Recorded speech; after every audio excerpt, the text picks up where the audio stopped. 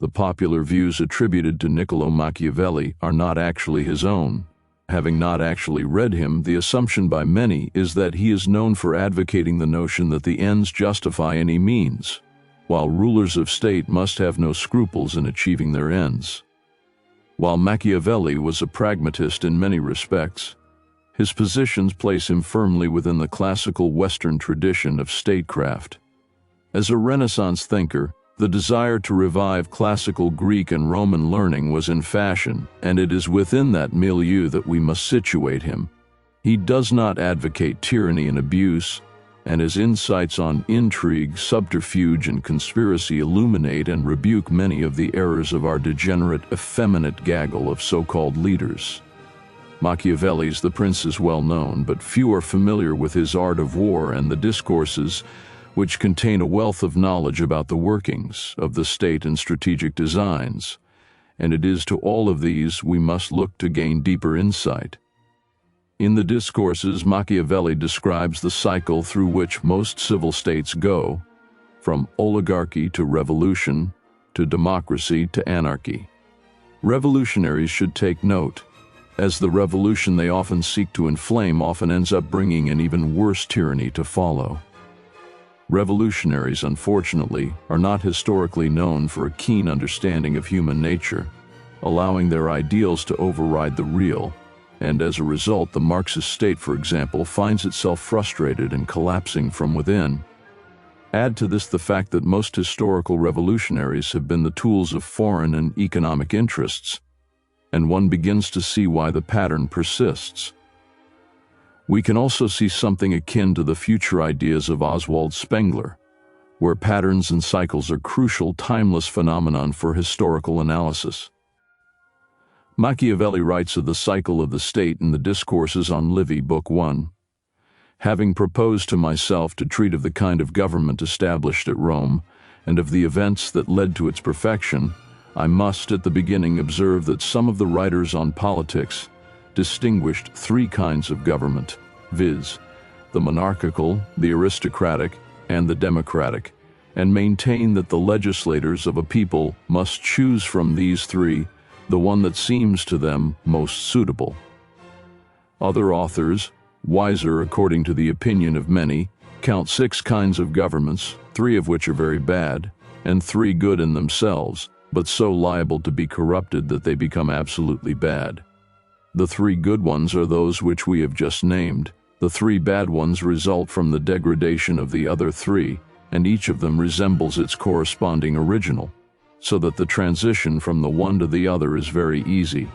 Thus monarchy becomes tyranny, aristocracy degenerates into oligarchy, and the popular government lapses readily into licentiousness, so that a legislator who gives to a state which he founds either of these 3 forms of government constitutes it but for a brief time, for no precautions can prevent either one of the 3 that are reputed good from degenerating into its opposite kind. So great are in these the attractions and resemblances between the good and the evil. We see here a realistic perspective inherited from the ancients. All governments are liable to corruption and tyranny, although some more than others. The pattern for degeneration is monarchy becoming a tyranny, aristocracy becoming an oligarchy, and democracy becoming anarchy.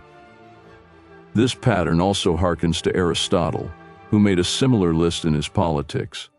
History has seen many states, but all fall into these same basic forms. While some governments are certainly better informed than others, nothing can halt a corrupt, degenerate elite and populace from collapsing when moral degeneracy and corruption reign. However, there is an important realist corrective to modernity and progressive thinking here that cannot be passed over, which is that the reason for the collapse of any state is not the form of government itself, but the rise of corruption in men's hearts.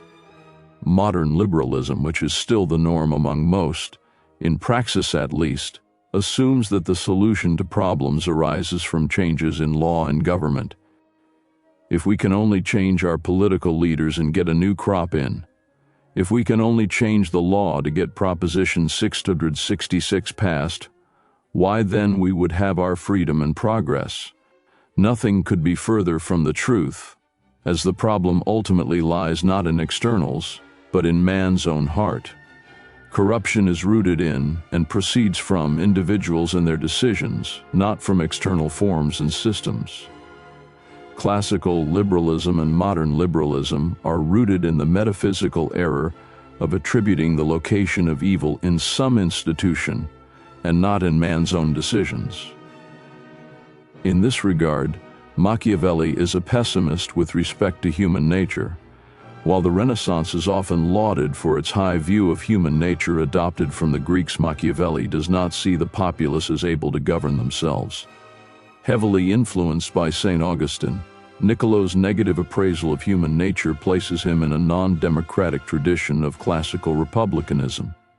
While critical of monarchy due to its liability to fall into tyranny through its hereditary descendants, it is certainly not the worst form of government, which is democracy. Early seeds of the U.S. Constitution can also be seen here, as Machiavelli is one of the most famous proponents of republicanism of the Italian tradition, and Madison and Hamilton had clearly read and been influenced by the Florentine thinker, as the Federalist Papers appear to show. Elucidating the cycle of collapse, Machiavelli comments, with hints of the nascent social contract theory. Chance has given birth to these different kinds of governments amongst men, for at the beginning of the world the inhabitants were few in number, and lived for a time dispersed, like beasts. As the human race increased, the necessity for uniting themselves for defense made itself felt. The better to attain this object, they chose the strongest and most courageous from amongst themselves and placed him at their head, promising to obey him. Thence they began to know the good and the honest, and to distinguish them from the bad and vicious. For seeing a man injure his benefactor aroused at once two sentiments in every heart: hatred against the ingrate and love for the benefactor. They blamed the first, and on the contrary honored those the more who showed themselves grateful, for each felt that he in turn might be subject to a like wrong, and to prevent similar evils, they set to work to make laws and to institute punishments for those who contravened them. Such was the origin of justice. This caused them, when they had afterwards to choose a prince, neither to look to the strongest nor bravest, but to the wisest and most just. But when they began to make sovereignty hereditary and non-elective, the children quickly degenerated from their fathers, and so far from trying to equal their virtues, they considered that a prince had nothing else to do than to excel all the rest in luxury, indulgence, and every other variety of pleasure. The prince consequently soon drew upon himself the general hatred. An object of hatred, he naturally felt fear. Fear in turn dictated to him precautions and wrongs, and thus tyranny quickly developed itself. Such were the beginning and causes of disorders, conspiracies, and plots against the sovereigns, set on foot, not by the feeble and timid, but by those citizens who, surpassing the others in grandeur of soul, in wealth, and in courage, could not submit to the outrages and excesses of their princes. Under such powerful leaders, the masses armed themselves against the tyrant, and after having rid themselves of him, submitted to these chiefs as their liberators. These, abhorring the very name of prince, constituted themselves a new government, and at first, bearing in mind the past tyranny, they governed in strict accordance with the laws which they had established themselves, preferring public interests to their own, and to administer and protect with greatest care both public and private affairs. The children succeeded their fathers, and ignorant of the changes of fortune, having never experienced its reverses, and indisposed to remain content with this civil equality, they in turn gave themselves up to cupidity, ambition, libertinage, and violence, and soon caused the aristocratic government to degenerate into an oligarchic tyranny, regardless of all civil rights. They soon, however, experienced the same fate as the first tyrant. The people, disgusted with their government, placed themselves at the command of whoever was willing to attack them, and this disposition soon produced an avenger, who was sufficiently well seconded to destroy them. The memory of the prince and the wrongs committed by him being still fresh in their minds, and having overthrown the oligarchy, the people were not willing to return to the government of a prince. A popular government was therefore resolved upon, and it was so organized that the authority should not again fall into the hands of a prince or a small number of nobles. And as all governments are at first looked up to with some degree of reverence, the popular state also maintained itself for a time, but which was never of long duration, and lasted generally only about as long as the generation that had established it, for it soon ran into that kind of license, which inflicts injury upon public as well as private interests. Each individual only consulted his own passions, and 1,000 acts of injustice were daily committed, so that, constrained by necessity, or directed by the counsels of some good man, or for the purpose of escaping from this anarchy, they returned anew to the government of a prince, and from this they generally lapsed again into anarchy step by step, in the same manner and from the same causes as we have indicated. Such is the circle which all republics are destined to run through. The cycle of collapse for the republic is similar to that of other forms of government, but is all the more relevant for our present day. Since the French Revolution, the majority of the world's states operate under the auspices of being republics, but there is an important distinction to be made that Machiavelli could have never foreseen: global shadow government. In fact, it is Machiavellian realism that leads one to easily understand that our world is governed by international, shadow entities that utilize nation-states as fronts. We are far beyond the era of the outdated nation-state going to war against rival nation-state. Ours is the era of global oligarchical cartels in competition, with the Anglo-American establishment currently at the top. Cartels and empires have always existed, but the world has never seen a global secret technocratic shadow government, and in that respect, we are in a unique situation. The issues of corruption and degeneracy are not new, but even more rampant than anything in Machiavelli's day, precisely because there are newer, more sophisticated means of technological tyranny and evil than in any previous age. We can see from this classical perspective that conspiracies and espionage are not surprising. They are synonymous with perennial statecraft, New World Order. On conspiracies, Machiavelli explains in The Prince, but concerning his subjects, when affairs outside are disturbed, he has only to fear that they will conspire secretly, from which a prince can easily secure himself by avoiding being hated and despised, and by keeping the people satisfied with him, which it is most necessary for him to accomplish, as I said above at length. And one of the most efficacious remedies that a prince can have against conspiracies is not to be hated and despised by the people, for he who conspires against a prince always expects to please them by his removal. But when the conspirator can only look forward to offending them, he will not have the courage to take such a course, for the difficulties that confront a conspirator are infinite. And as experience shows, many have been the conspiracies, but few have been successful, because he who conspires cannot act alone, nor can he take a companion except from those whom he believes to be malcontents. And as soon as you have opened your mind to a malcontent, you have given him the material with which to content himself. For by denouncing you, he can look for every advantage, so that, seeing the gain from this course to be assured, and seeing the other to be doubtful and full of dangers, he must be a very rare friend, or a thoroughly obstinate enemy of the prince, to keep faith with you.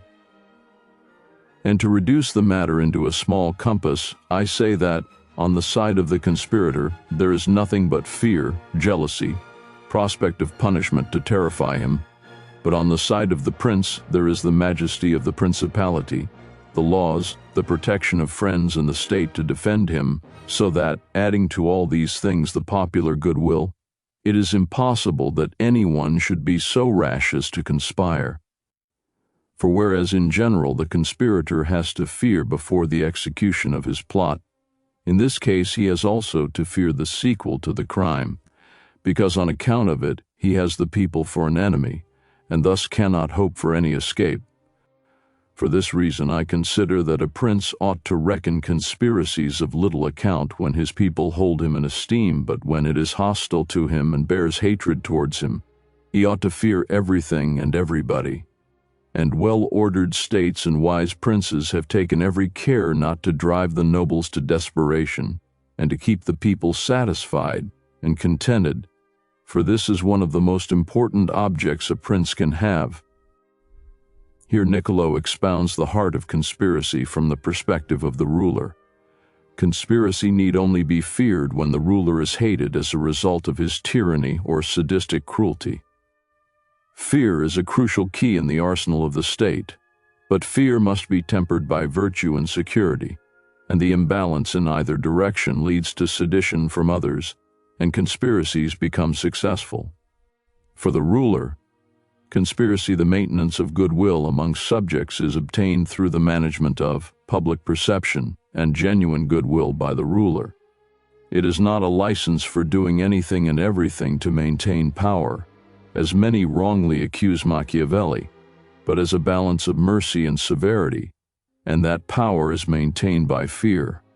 Contrary to popular opinion, Machiavelli firmly rebukes the notion of immorality and devious designs, opting instead for an approach of balance, with the ruler's reputation standing on its own through virtue. Any other imbalance leads the ruler to fall prey to his own vices and overthrown by his own self-destructive folly. Roman Catholicism through St. Augustine and classical virtue ethics also factor into Machiavelli's tempering of the prince, as it did for medieval warfare as a whole. This comes to the fore in his lesser-known Art of War, that was the first treatise on modern warfare that would revolutionize the field. For ancient and medieval leaders, the state, espionage, warfare and its deceptions, and the game of politics were considered arts that could only be mastered through study and practice. Systematizing everything from military camps, music, flags and colors, size and ranks, Machiavelli revolutionized the medieval army to become a hierarchical standard that would be the norm for future Europe. On another level, it also contains interesting aspects relating to psychological warfare, espionage and deception that are instructive for us in our day, that help to grasp the level of deception we live under. The ancient arts of statecraft and deception are not forgotten. They have been perfected, and through a high-tech overlay, are beyond anything Niccolo could have imagined.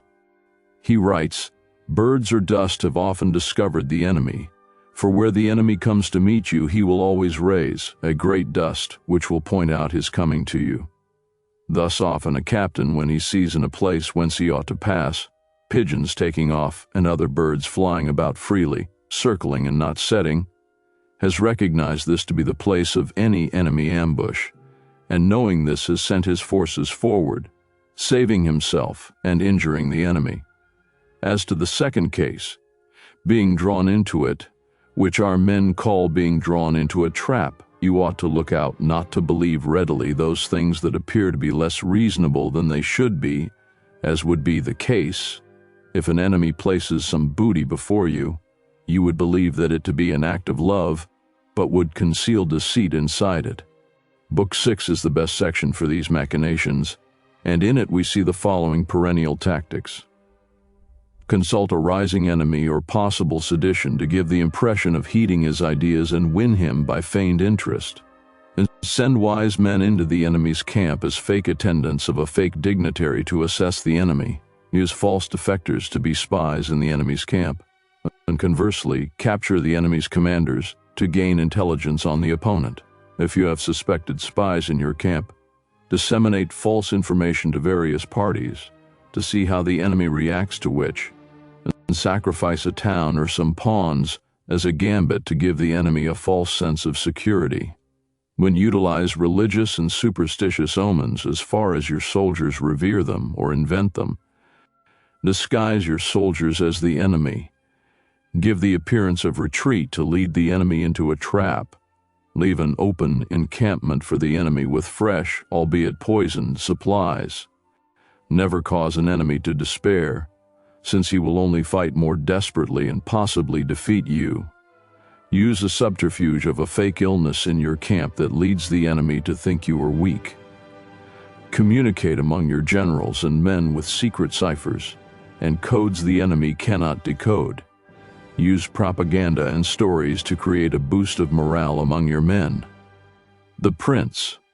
Many more could be listed, but these are the most interesting, and in our day, these tricks are used by the elite, not on foreign powers primarily, but as the basis for mass deception, with a massive surveillance state, poisoned food and water, false media reports, and countless other ruses.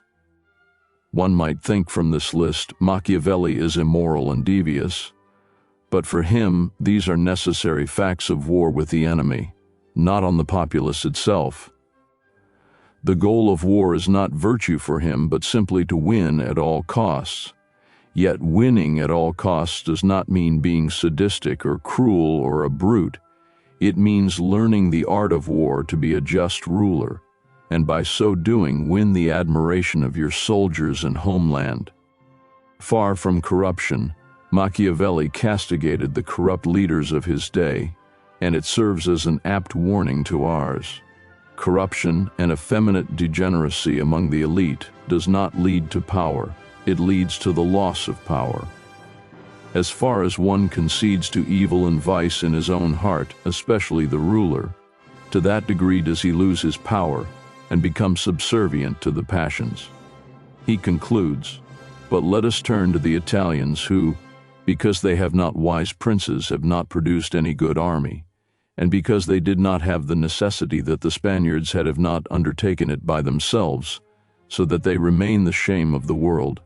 And the people are not to blame, but their princes are, who have been castigated, and by their ignorance have received a just punishment, ignominiously losing the state, and without any show of virtue. Our Italian princes, before they tasted the blows of the Ultramontane wars, believed it was enough for them to know what was written, think of a cautious reply, write a beautiful letter, show wit and promptness in his sayings and in his words, know how to weave a deception, ornament himself with gems and gold, sleep and eat with greater splendor than others, keep many lascivious persons around, conduct himself avariciously and haughtily toward his subjects, become rotten with idleness, hand out military ranks at his will, express contempt for anyone who may have demonstrated any praiseworthy manner, want their words should be the responses of oracles. Nor were these little men aware that they were preparing themselves to be the prey of anyone who assaulted them.